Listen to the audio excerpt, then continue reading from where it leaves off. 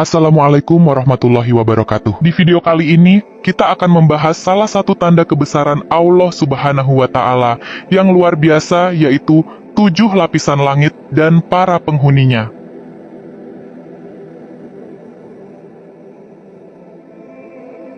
Langit bukan hanya sekedar tempat yang kita lihat setiap hari, tetapi ada banyak keajaiban di dalamnya yang menunjukkan kekuasaan Allah Subhanahu wa Ta'ala. Apalagi dalam peristiwa Isra Mi'raj Rasulullah Shallallahu Alaihi Wasallam. 7 lapisan langit ini menjadi saksi perjalanan agung Nabi Muhammad Shallallahu Alaihi Wasallam. Pernahkah kalian membayangkan betapa luasnya langit yang berlapis-lapis? Dalam Al-Quran, Allah telah menjelaskan bahwa langit diciptakan tanpa tiang penyangga, penuh keteraturan dan keindahan yang tak terkira. Allah berfirman dalam surat Al-Mulk ayat 3. A'udzu billahi minasy syaithanir rajim. Bismillahirrahmanirrahim. Alladzi khalaqa sab'a samawati طباقا ما ترى في خلق الرحمن من تفاوت فارجع البصر هل ترى من فطور. Yang menciptakan 7 langit berlapis-lapis, tidak akan kamu lihat sesuatu yang tidak seimbang pada ciptaan Tuhan yang Maha Pengasih. Maka lihatlah sekali lagi. Adakah kamu lihat sesuatu yang cacat? Dalam ayat ini, Allah menjelaskan bahwa langit diciptakan bertingkat tanpa tiang penyangga, dan setiap langit menempati ruang, serta garis edar yang telah ditentukan. Sebagaimana firman-Nya, Dia menciptakan langit tanpa tiang, seperti yang kamu lihat, dan meletakkan di bumi gunung-gunung yang kukuh, agar ia tidak mengguncangkanmu serta menyebarkan padanya bumi, segala jenis makhluk bergerak. Kami juga menurunkan air hujan dari langit, lalu kami menumbuhkan padanya segala pasangan yang baik. Quran Surat Luqman ayat 10.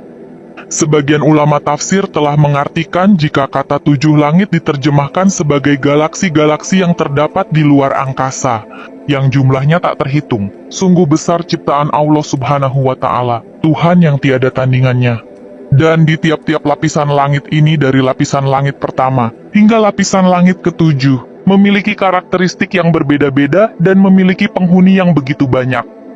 Dalam video ini, kita akan menyelami misteri 7 lapisan langit yang menakjubkan dan menggugah hati. Perjalanan yang akan membawa kita melintasi setiap lapisan langit, mengungkap rahasia yang terjaga sejak zaman Nabi Muhammad Shallallahu Alaihi Wasallam. Dalam peristiwa Isra Mi'raj, sebuah mukjizat luar biasa. Rasulullah diperjalankan menembus langit demi langit, bertemu para nabi dan berkomunikasi dengan Allah di Sidratul Muntaha. Peristiwa ini diabadikan dalam Al-Quran. Maha suci Allah yang telah memperjalankan hambanya Nabi Muhammad pada malam hari dari Masjidil Haram ke Masjidil Aqsa yang telah kami berkahi sekelilingnya, agar kami perlihatkan kepadanya sebagian tanda-tanda kebesaran kami. Sesungguhnya Dia Maha mendengar lagi Maha melihat. Quran Surat Al-Isra ayat 1. Isra dan Mi'raj merupakan 2 peristiwa yang berbeda. Isra adalah peristiwa perjalanan Rasulullah dari Masjidil Haram ke Masjidil Aqsa. Sementara Mi'raj adalah peristiwa Rasulullah dinaikkan ke langit dari Masjidil Aqsa hingga Sidratul Muntaha. Disinilah beliau mendapatkan wahyu untuk melaksanakan sholat 5 waktu langsung dari Allah. Menurut riwayat yang sahih, pada malam peristiwa Isra Mi'raj, Rasulullah didatangi oleh malaikat Jibril untuk membersihkan jantung Rasulullah. Dalam sebuah hadis, Rasulullah meriwayatkan bahwa malaikat Jibril membelah dadanya dari bawah leher hingga ke atas pusar. Kemudian mengambil jantung dan mencucinya menggunakan air Zam-Zam pada sebuah tempayan yang terbuat dari emas dan berisi keimanan. Setelah itu Rasulullah berangkat ke Baitul Maqdis, atau sekarang lebih dikenal dengan Masjidil Aqsa, bersama malaikat Jibril dengan mengendarai buraq. Sejenak buraq itu berjingkrak-jingkrak gembira melakukan atraksi untuk mempertontonkan kekuatannya. Lalu Jibril meletakkan kedua tangannya tepat di kepala buraq dan berkata, Tidakkah kamu malu, wahai buraq? Demi Allah, orang yang hendak menaikimu ini adalah orang yang paling mulia di hadapan Allah Subhanahu wa Ta'ala. Buraq pun tersipu malu karena tingkahnya sendiri. Dia akhirnya tenang dan Nabi dengan mudah menaikinya. Buraq dalam kisahnya menangis karena kerinduan ingin bertemu Nabi. seperti dalam kitab Tanbihul Ghafilin karya Imam Abu Laits As-Samarkandi. Malam 27 Rajab, malaikat Jibril dan Israel mendapat perintah Allah agar bertasbih dan tidak mencabut nyawa pada malam tersebut. Jibril bertanya, Ya Allah, apakah hari kiamat telah tiba? Allah Ta'ala berfirman, Tidak, wahai Jibril. Tetapi pergilah engkau ke surga dan ambillah buruk dan kemudian temui Nabi Muhammad bersama buruk itu. Kemudian Jibril pergi dan melihat 40.000 buruk sedang bersenang-senang di taman surga.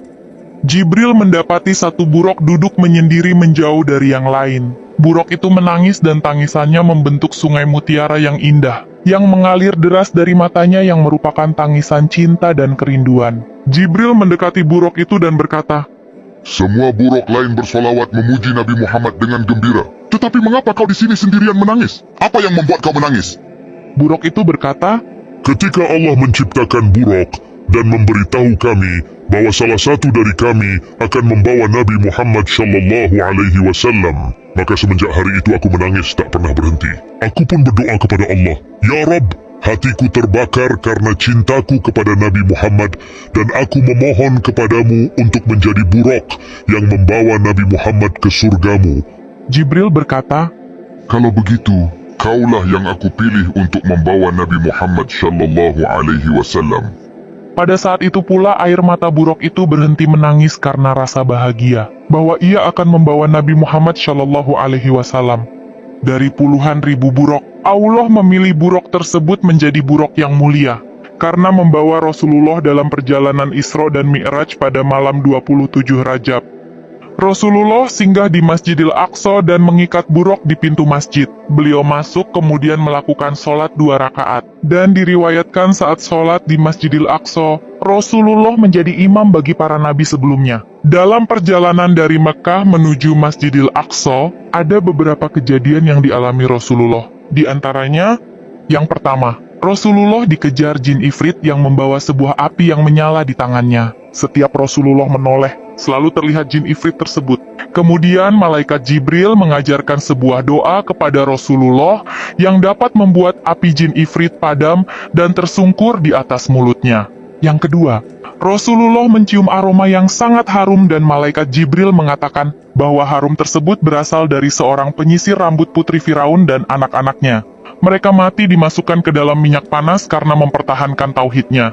Yang ketiga, Rasulullah melihat seorang laki-laki yang mengumpulkan banyak kayu bakar. Setelah mengumpulkan kayu bakar yang banyak, laki-laki itu tidak bisa memikulnya. Sedangkan dia ingin menambah lagi. Jibril berkata, laki-laki itu adalah orang yang banyak menerima amanah dari orang-orang, tetapi tidak bisa menunaikan amanah tersebut.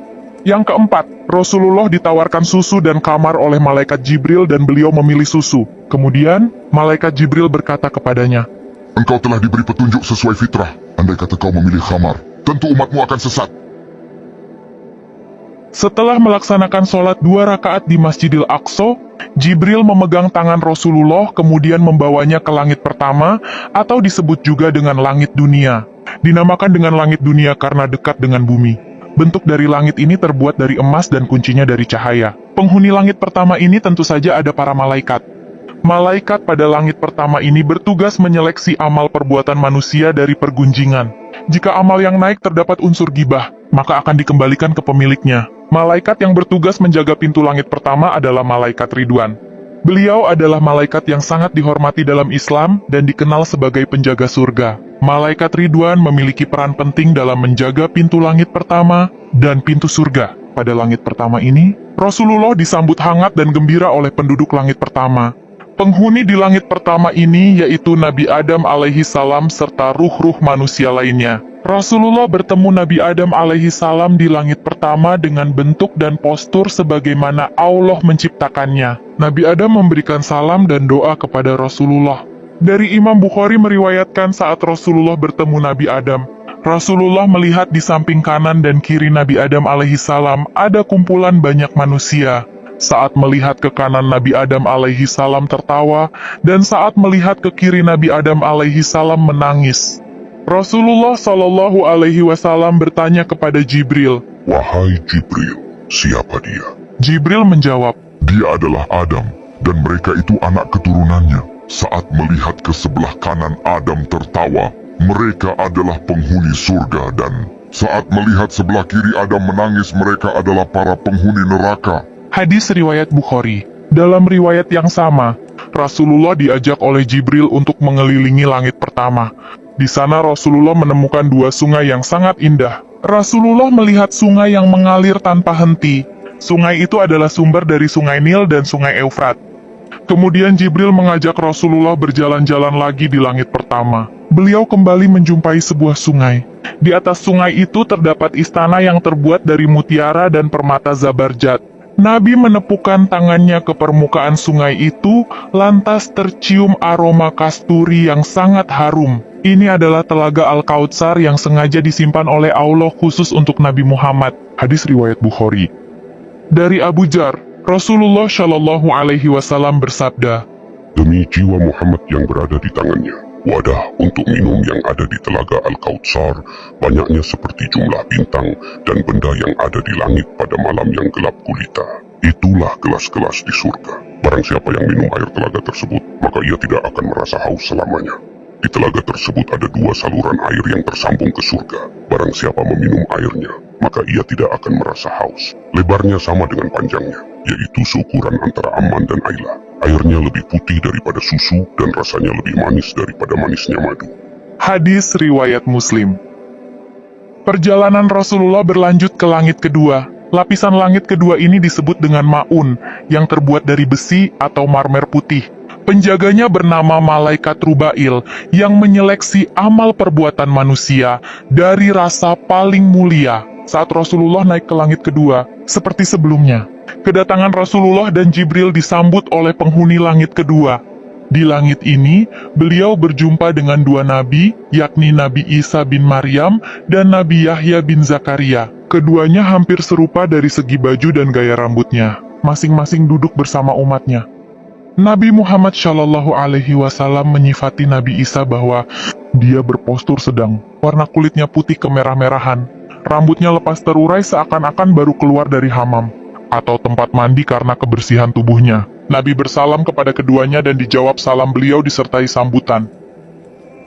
Kemudian, Rasulullah melanjutkan perjalanannya menuju langit ketiga. Langit ketiga ini disebut langit Harabut, yang menurut satu pendapat terbuat dari tembaga. Sementara pendapat lain menyebutkan bahwa langit ini terbuat dari besi. Di langit ketiga, terdapat malaikat Israel atau malaikat maut. Dan disinilah Rasulullah bertemu dengan seorang nabi yang dianugerahi ketampanan luar biasa, yaitu Nabi Yusuf alaihissalam. Saat Rasulullah tiba di langit ketiga, beliau disambut dengan penuh hormat oleh para malaikat. Di sana beliau bertemu dengan Nabi Yusuf bin Yakub. Rasulullah menyapanya dengan salam dan Nabi Yusuf pun membalas dengan salam yang sama, sebagaimana yang dilakukan Nabi Isa sebelumnya. Melihat Nabi Yusuf, Rasulullah pun bersabda, Sungguh, dia telah dianugerahi separuh keindahan alam semesta. Dalam riwayat lain disebutkan bahwa ketampanan Nabi Yusuf begitu menakjubkan melebihi ketampanan manusia lainnya. Ia bagaikan bulan purnama yang bersinar terang, mengalahkan cahaya seluruh bintang di sekelilingnya. Setelah itu, Rasulullah melanjutkan perjalanan menuju langit keempat, yang disebut langit Zahir. Ada pendapat yang mengatakan bahwa langit ini terbuat dari perak. Di langit ini, terdapat malaikat yang dikenal sebagai malaikat air mata, yaitu malaikat Kasfiail serta Nabi Idris alaihissalam. Ketika tiba di langit keempat, Rasulullah bertemu dengan Nabi Idris alaihissalam. Dengan penuh hormat, Nabi Idris menyambut beliau dan berkata, Selamat datang wahai saudara yang soleh dan nabi yang mulia.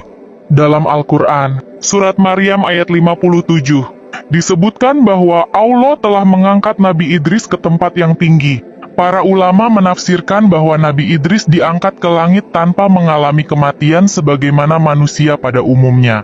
Mirip dengan pengangkatan Nabi Isa alaihissalam, menurut riwayat Ibnu Abu Nujai, Adahah, dan Ibnu Muzahim. Ketika Nabi Idris berada di langit, malaikat maut mendapat perintah untuk mencabut nyawanya. Nabi Idris pun wafat, namun malaikat maut merasa sedih dan menangis. Ia kemudian berdoa kepada Allah agar menghidupkan kembali Nabi Idris, dan Allah mengabulkan doanya.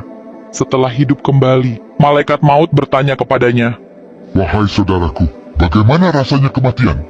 Nabi Idris menjawab, Sakitnya kematian lebih dahsyat dari apapun. Jika seekor hewan dikuliti hidup-hidup, maka rasa sakit kematian 1000 kali lebih berat dari itu. Mendengar hal itu, malaikat maut berkata, Padahal aku mencabut nyawamu dengan cara yang paling lembut, dan itu belum pernah aku lakukan kepada siapapun sebelumnya. Setelah berbincang dengan Nabi Idris, Rasulullah melanjutkan perjalanannya menuju langit kelima, yang disebut langit Musyirah. Menurut satu pendapat, langit ini terbuat dari perak. Sementara pendapat lain menyebutkan bahwa langit ini terbuat dari emas. Seperti langit-langit sebelumnya, langit kelima juga dipenuhi oleh para malaikat yang senantiasa bertasbih dan beribadah kepada Allah. Di langit kelima, Rasulullah bertemu dengan Nabi Harun alaihissalam, saudara dari Nabi Musa alaihissalam. Nabi Harun memiliki janggut yang panjang dan lebat, dengan separuhnya berwarna hitam dan separuhnya lagi putih karena uban. Di sekelilingnya, tampak umatnya yang khusyuk mendengarkan petuah-petuahnya. Saat Rasulullah berjumpa dengannya, Nabi Harun menyambut dengan penuh kehangatan, dan keduanya saling memberi salam. Sebagaimana momen pertemuan Rasulullah dengan para nabi di langit-langit sebelumnya. Setelah pertemuan tersebut, Rasulullah pun melanjutkan perjalanannya menuju langit ke-6, yang dikenal dengan nama Langit Kah. Ada perbedaan pendapat tentang bahan pembuatannya. Ada yang mengatakan langit ini terbuat dari emas, sementara yang lain berpendapat bahwa langit ini terbuat dari intan dan permata.